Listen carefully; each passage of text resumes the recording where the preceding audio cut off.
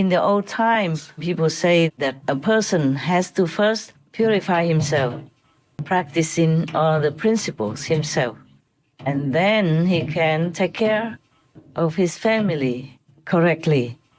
And then, if he wants, he can go into the government system and manage his country.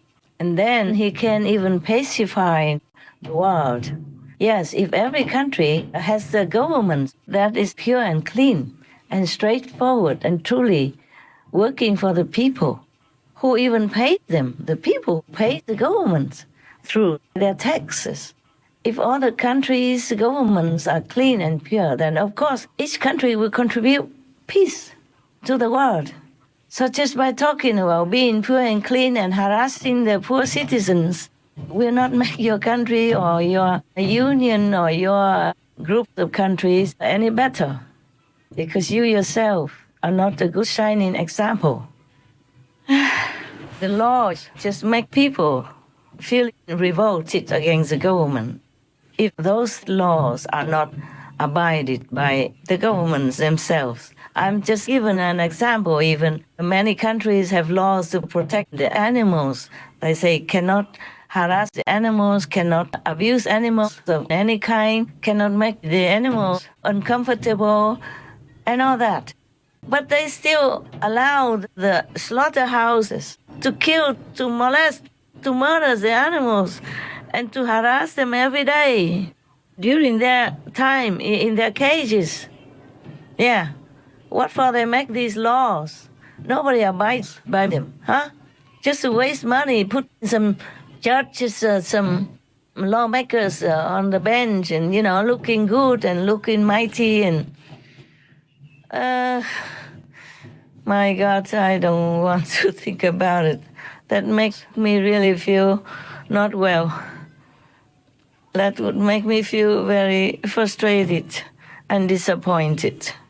Of course, I'm risking my safety talking like this, but you can't just not talk about it, because governments just harass people, blame people, but they themselves don't look at how people live their lives, how people have to deal with hardship. And sometimes they cannot even find jobs, so they have to go steal and rob and do things like that. And then if people are so depressed, they don't have much interest in the governments or in their country or in the life they live in, then they would be deluded into taking drugs and alcohol and all that and make themselves ill and sick. And then the tax money will have to go for the hospital to cure them, if that person can be cured even. On top of that, it's not just the government's problem, it's a religious problem, because the religions just talk about theory, but the followers do not practice the theory. Just like if you just keep reading medical books, but you never really practice it, then you could never become a doctor. Experience makes a master. That's what we say. Yeah, but we don't do it. We don't learn much. And then life is so difficult. Everything makes it so difficult. You have to pay so much tax. You have to work so hard. You have just very little enough to eat. There's 99% of the people in the world in this situation. Or half of it may be a little better off than the lower half. But the lower half is a lot already. People live in poverty, worry from one meal to the next, from one bill to the next payment. And to live in this world in order just to survive, it seems like a big hardship. And many governments don't care about how people live. And if they don't pay tax, then they just punish them or try anyway to get their property, even if the family, including children, have to go on the street, living in the cold, in the tent or anything at all. Not many governments would care. Instead, they'd even use the money to go kill other citizens of other countries.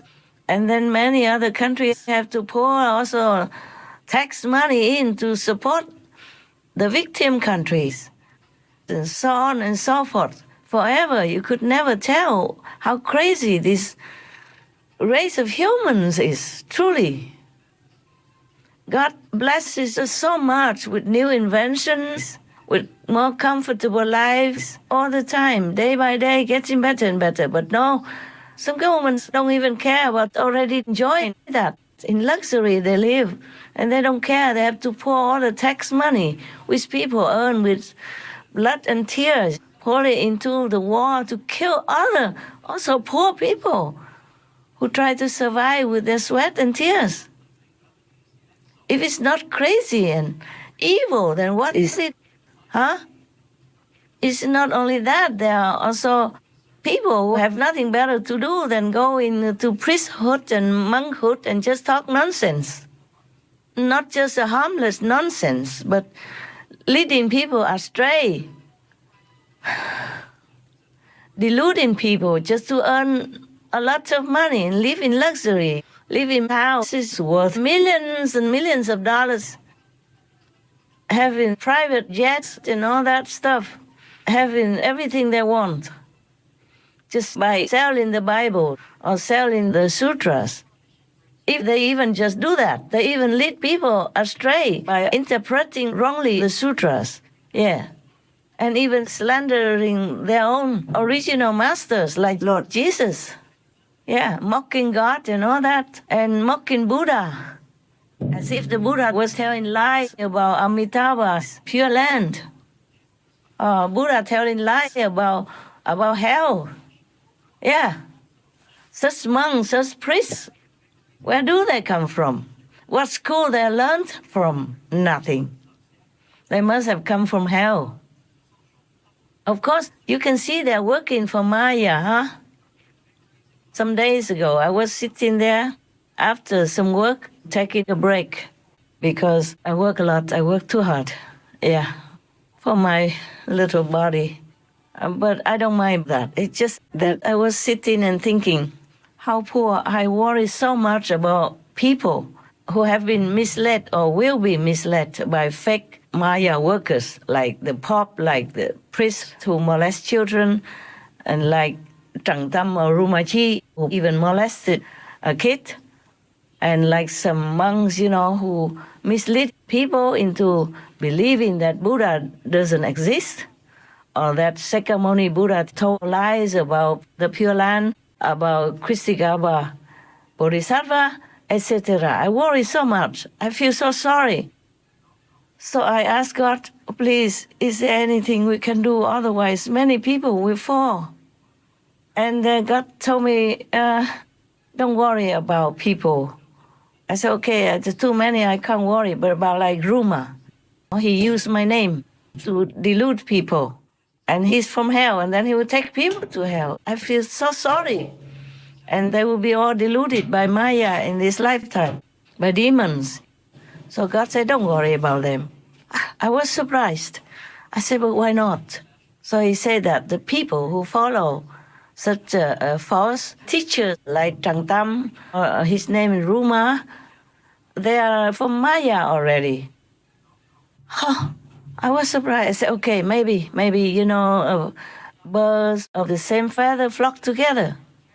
But how about some of my so-called God's disciples, or at least several of them are still following him or believing in him? He said, oh, secretly, these are the believers of Maya. They follow Maya anyway. Oh, it's the first time God has ever led me into knowing this. I have never thought like that before. I was always feeling sorry for people and worry sick about who they believed in, that they will damage their soul and that they will have to go to hell by following the wrong way, wrong path. That day, God let me see the truth is like that. So I stopped worrying now. I thank God for that. And if any of you worry, then you don't have to, okay? Whatever. But I still cannot feel peaceful. Sometimes I accidentally see like rumors, advertisements on YouTube, for example. I just feel I want to be, I feel sick. Such a,